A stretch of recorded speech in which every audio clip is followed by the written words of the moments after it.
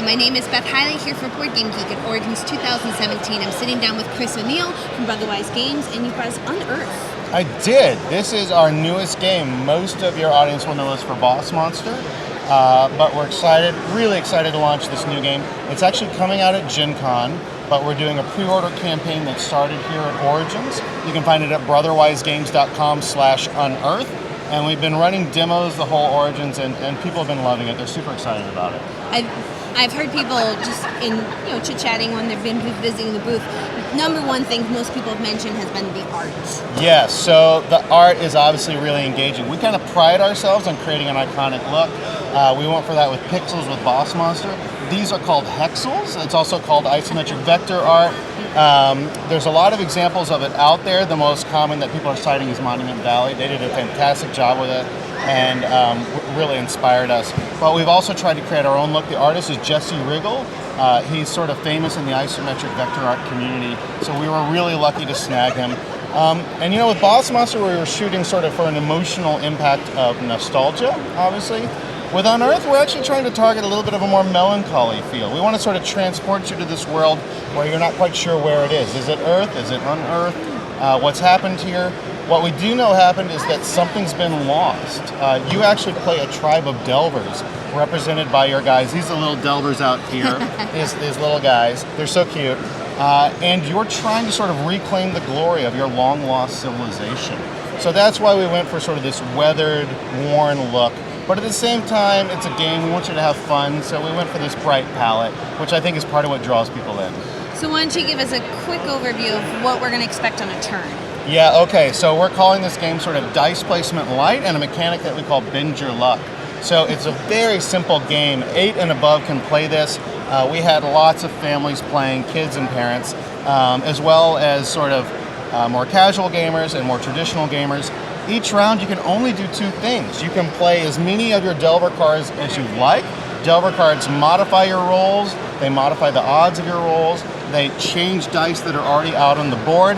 The board will look like this, and your goal is to accumulate these runes. The more runes you can get in a color set, the more points you'll have. A singleton's worth 2 points, a pair is worth 6, for example. So just to give a few examples, we have a re-roll power, we have a +2 power, we can choose where we can place them after we roll. That's absolutely true. So that you get to bend your luck. It is a dice placement game, so luck is there. Newer gamers are going to find it very approachable and be able to win. But more experienced gamers are going to be able to sort of nuance these cards and nuance their luck in the directions they'd like to go. Once I've played my Delver cards, I'm going to pick a die and pick a rune and roll on that, and I'm going to put it out there. Now you may be thinking, well then aren't high rolls going to be what you need? Because high rolls do claim the cards when the total of all dice on there meets or beats the claim value. But that's not the only path to victory. If I roll a 1, 2, or 3, I can take a stone off that card. Let's say this stone was there. I can add it to my tableau here that I've already started from previous rounds.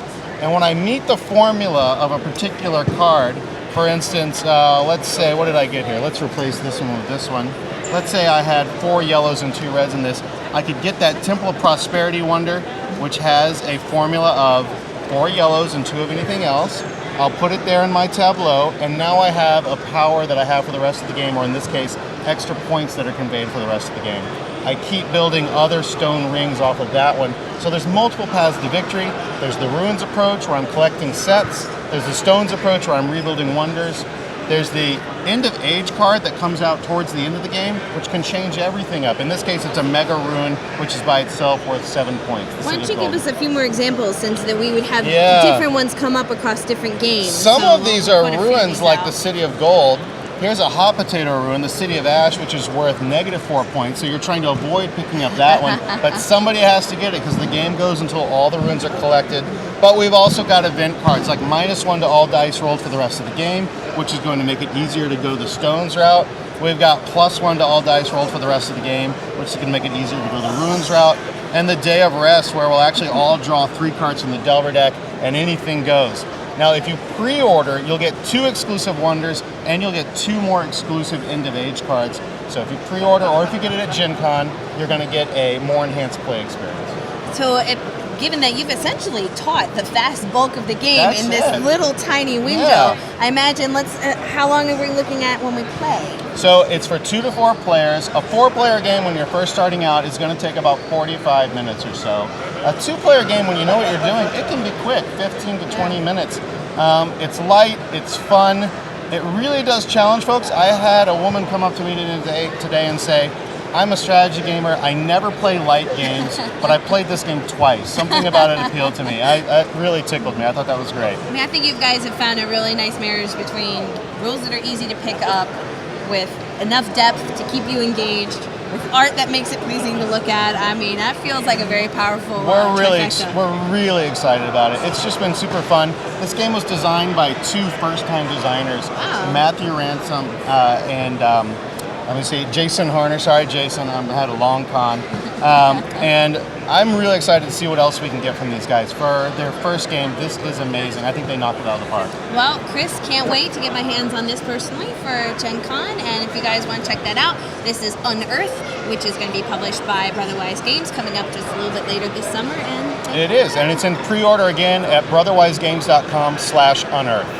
thank you. Thank you.